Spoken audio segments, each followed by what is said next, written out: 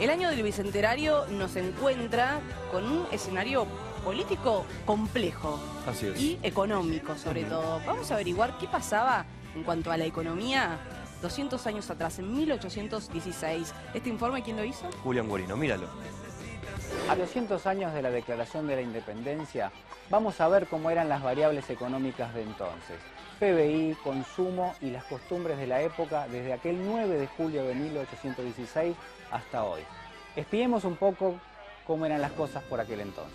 Por supuesto, en aquel entonces no tenían las formas que tenemos hoy para medir lo que era la actividad económica ni el estándar de vida, pero sí lo que tenemos es el dato del PBI per cápita, uno de los más relevantes, por cierto, para tratar de saber cómo vivían aquellas personas. Por ejemplo, que allá, por 1816, prácticamente el PBI per cápita era de unos $1.000, al equivalente de hoy, versus los $13.000 que hoy mide la CEPAL para la República Argentina. Una diferencia importante, de los 1.000 a los $13.000. También hay otros datos que hay que tener en cuenta. Por ejemplo, el 90% de la gente vivía en zonas rurales y solo el 10% en las ciudades, mientras que en la actualidad totalmente la inversa, ¿no? Este 90% vive en las ciudades y solo el 10% restante vive en lo que es la zona rural. Por último, tenemos que hablar de la población. En la actualidad la Argentina tiene 40 millones de habitantes, la ciudad de Buenos Aires con más de 3 millones y en aquel momento, ya por 1816, 1820,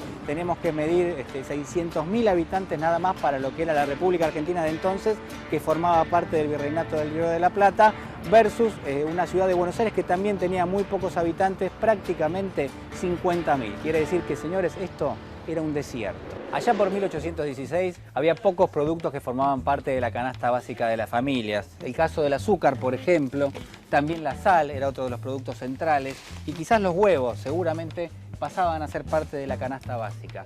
Pero había uno que fue protagonista en diversos sucesos. Ustedes recuerdan las invasiones inglesas y recuerdan que allá por 1806 y 1807 supuestamente nos dijeron que utilizamos esto, aceite hirviendo, para expulsar a los ingleses. La realidad es que no pudo haberse utilizado porque era un bien demasiado caro y escaso en aquel momento. Pero también había muchos otros productos, por ejemplo, las velas.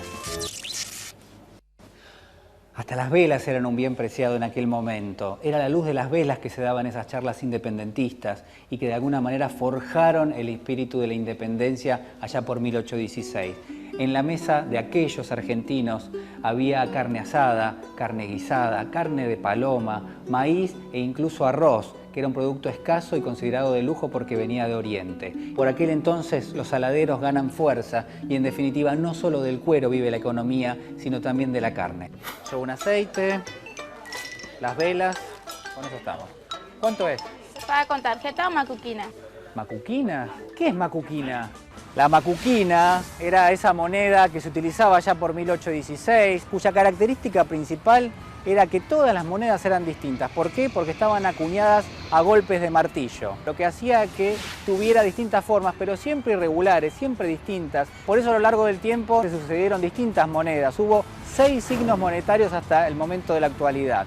Tuvimos a la macuquina, después vino el peso papel, después vino el peso moneda nacional, el peso argentino, los pesos ley, los australes y finalmente el peso que conocemos hoy. Esto quiere decir que un peso de hoy son 250 billones de macuquinas.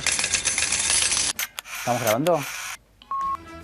Ah, sí. Mientras acá se definía la Declaración de la Independencia, desde el año 1806 a esta parte, habían sucedido muchísimos eventos que tenían que ver con la economía, con el comercio.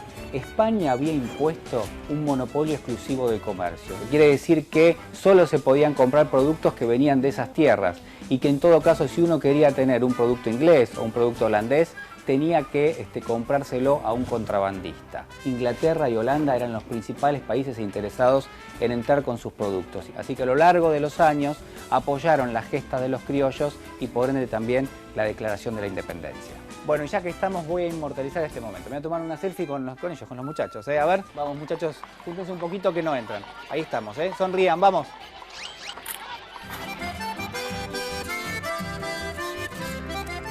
Si te gustó este video, podés volver a verlo en youtube.com/C5N. También puedes hacerme tus consultas y comentarios por Twitter en @C5N. Y si querés compartir este video, puedes hacerlo a través de facebook.com/C5N.noticias.